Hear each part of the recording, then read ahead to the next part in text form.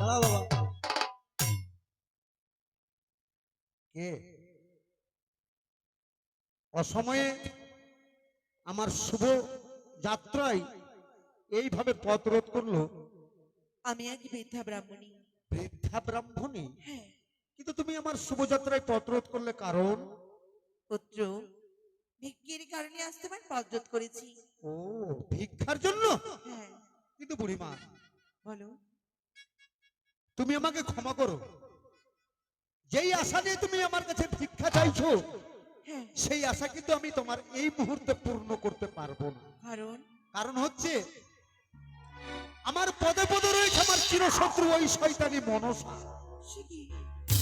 তাই পুত্রের বিবাহ নিয়ে যখন আমি চম্পকনগর থেকে উজানিনগরে রওনা দিয়েছিলাম, তখন আমি প্রতিজ্ঞা করেছি যতক্ষণ পর্যন্ত আমি আমার সন্তানের বিবাহ না দিয়েছি, ততক্ষণ পর্যন্ত আমি অন্ন জল আমি কাউকে দান করব না। কি বলছো? যার জন্য আমি তোমার কাছে ক্ষমা চাইছি বুড়িমা, তুমি আমাকে ক্ষমা করো।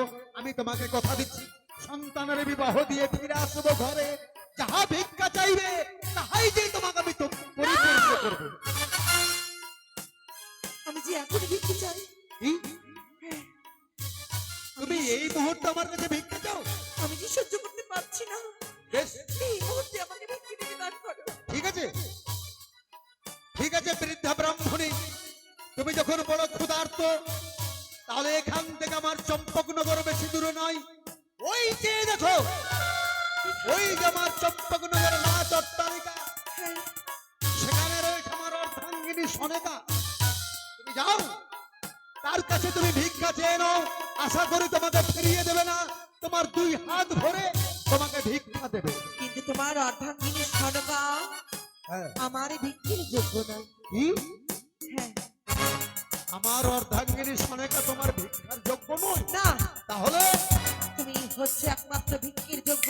তাহলে আমার হাতে তুমি পূজা ভিক্ষা দেবে? হ্যাঁ, তুমি যদি আজ আমায় ভিক্ষা নিবেদন করো, তোমার পুত্রকে আশীর্বাদ করবো, সমস্ত কিছু মঙ্গল হবে। তাহলে তুমি আমার হাতেই ভিক্ষা নেবে? হ্যাঁ। আর ভিক্ষা নিলে তুমি আমার পথ ছাড়বে না? না। এত অনুরোধ করার পরেও যখন তুমি আমার কথা শুনলে না, আমি তোমাকে ভিক্ষা দেব। হ্যাঁ দেব। তবে দাও। দাঁড়াও, ভিক্ষা আমি তোমাকে এইভাবে দেব না। তবে তোমাকে ভিক্ষা দেব আমি পরীক্ষা করে। পরীক্ষা? আমাকে পরীক্ষা দিতে হবে? স্বর্ণকার পরীক্ষা করে সোনাকে কুষ্টি পাথর দিয়ে, হ্যাঁ, সেইভাবে আমি তোমাকে পরীক্ষা করব। সত্যি তুমি বৃদ্ধা ব্রাহ্মণী ভিখারিণী না আমার পদতলের পরম শত্রু ওই পাতালবাসী মনসা তুমি কোন অনুচো? বেশ, তাই হবে। কে দেখো, কে দেখো ব্রাহ্মণী, আমার হস্তে রয়েছে মা চণ্ডীর দেওয়া হেতাল দস্তি। আর আমার আরাধ্য দেবতা দেবাদিদেব মহাদেবের নাম স্মরণ করে আমি তিন তিন গানা দেব গন্ডির দাঁত। ওই গন্ডি অতিক্রম করে যদি তুমি আমার কাছে আসতে পারো, আমি কথা দিচ্ছি আজকের দিনে তুমি আমার কাছে যা ভিক্ষা চাইবে আমি তোমার দুই হাত ভরে দেব। বেশ, তাই হবে। জয় শিব শম্ভু, জয় শিব শম্ভু, জয় শিব শম্ভু। এসো, বেশ, এসো ব্রাহ্মণী, এবার এখানেই হবে তোমার প্রমাণ।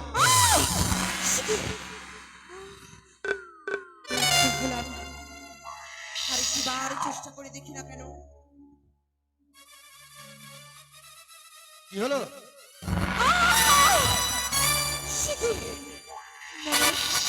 দ্বিতীয়বার বিফলে গেলাম। সমস্ত শক্তি লাগিয়ে শেষবারের মতো চেষ্টা করে দেখি না কেন?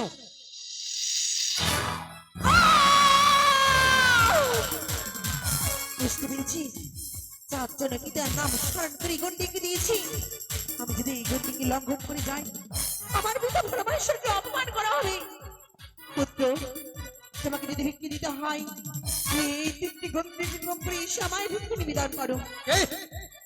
তাহলে তুমি গন্ডি অতিক্রম করে আমার কাছে আসতে পারবে না? না। তাহলে আমি যেটা ভেবেছিলাম সেটাই ঠিক। তুমি বৃদ্ধা ব্রাহ্মণ ব্রাহ্মণী ভিখারিনী নও, তুমি হচ্ছে আমার পদতলের পরম শত্রু, ওই শয়তানি মনসার অনুচর। তবে রে বৃদ্ধা, তোমার ভিক্ষার স্বাদ মিটাবে চাঁদ।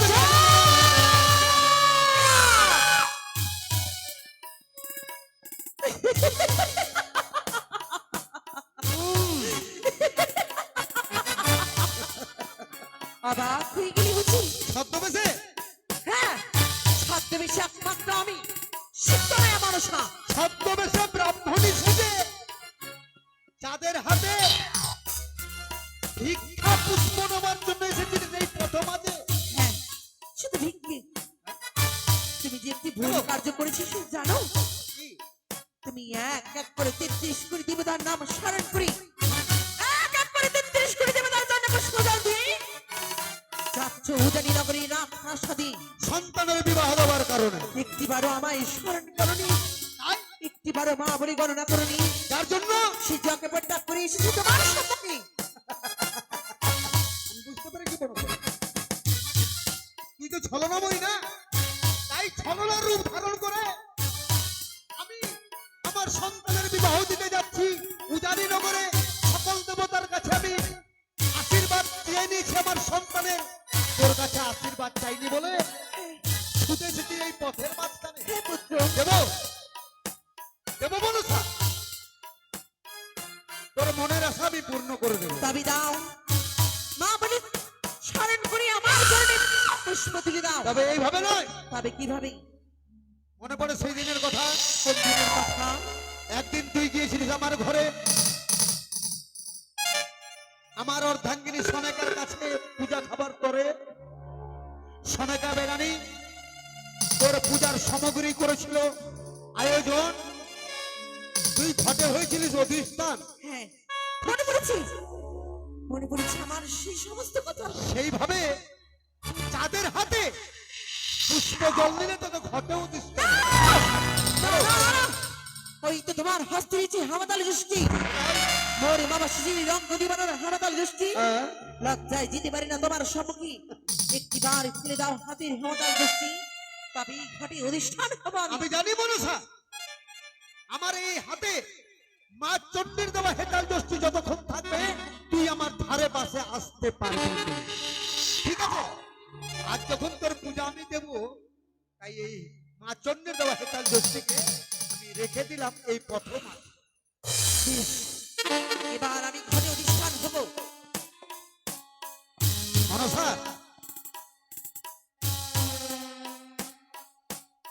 যাক, পথের দেবীর পূজা পথের সামগ্রী দিয়েই দেবে, তাই তোর পূজা চাঁদ পুষ্প জল দিয়ে দেবে না।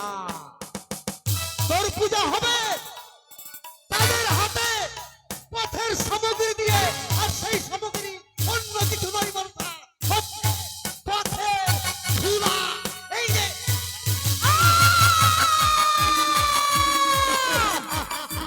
এক প্রাণ নয়, দুই বার নয়, বহু বহুবার অপমান করেছে। বাবা, এই অপমানের প্রতিশোধ নিয়েছি।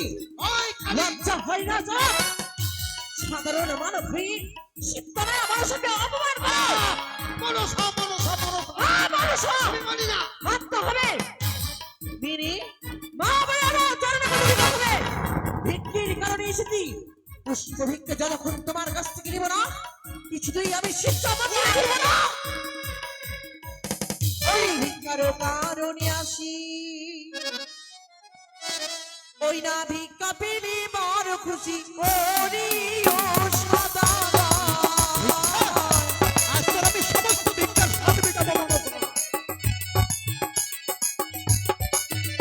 ওরে ভিক্ষার কারণে আসি, ভিক্ষা পেলে বড় খুশি করি ও সদা।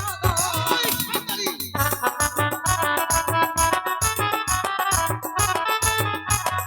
কেন আত্মগোপন করছিস? বলি সদাগর সদাগর, এবার করো মনসার পূজা কি হরি ওই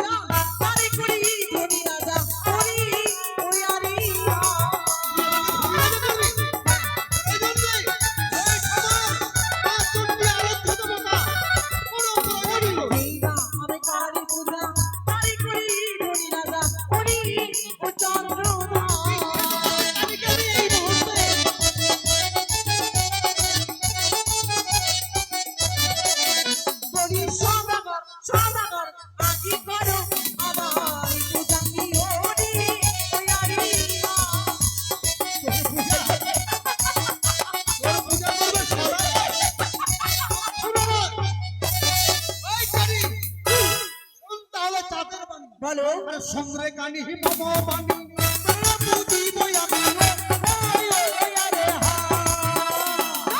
কানি তুই জানো না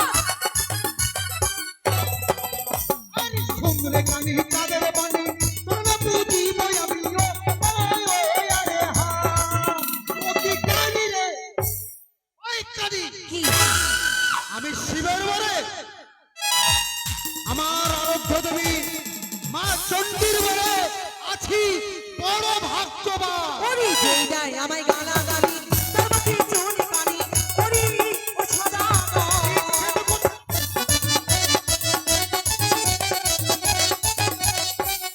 যেই বা আমি নারী লাঠি ই নাচে কাটা কাটি ওরে ও সাদা ওরে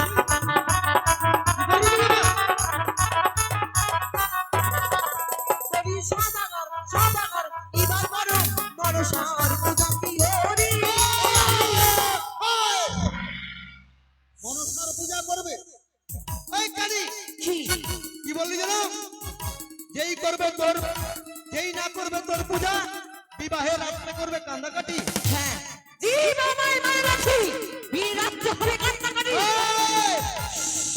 এ দেখ, কি ভালো করে একবার চেয়ে রাখ আমি আমার সন্তান লক্ষ্মীশ্বরের জন্য কি করে কি করেছো তুমি ও কি হলো তোর তো আবার একটা চোখ অন্ধ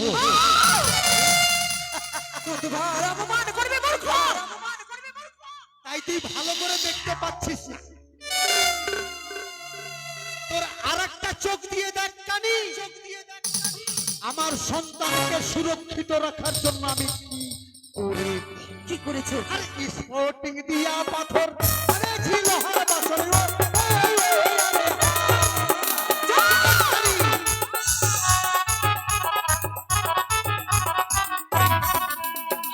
স্পোর্টিং দিয়া পাথর আরে ছিল হার বাসর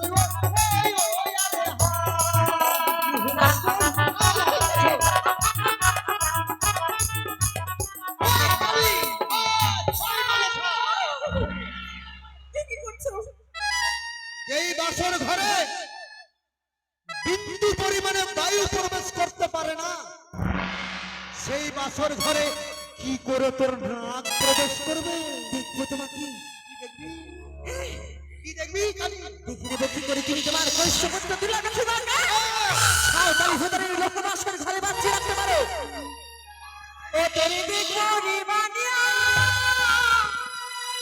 চাঁদি সাদা তোরে দেখবো রে বানিয়া চাঁদি সাদা তোরে দেখবো রে বানিয়া চাঁদি সাদা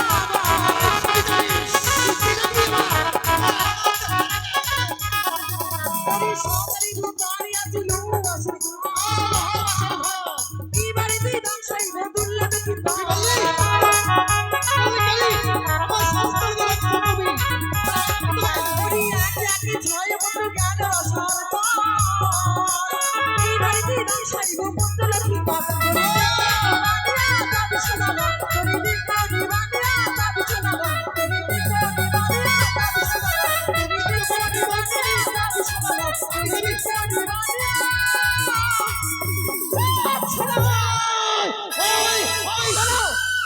সবার সময় শেষ একটি কথা মনে যায় কি বলবি সবার সময় তোমার কনিষ্ঠ পুত্র দুর্লভ দক্ষিণকে আশীর্বাদ করে যায় না তুই আশীর্বাদ করবি না আমার সন্তানকে পূজারীনগর হইতে বিবাহ সম্পন্ন করে যখন নিয়ে যাবে চম্পক নগরের সাঁওতালি ভেতরে লোকবাসের ঘরে আমার বাসর ঘরে মোরি নাকদার ধ্বংসাইবে তোমার কনিষ্ঠ পুত্র দুর্লভ লক্ষ্মীন্দরকে ওই শয়তান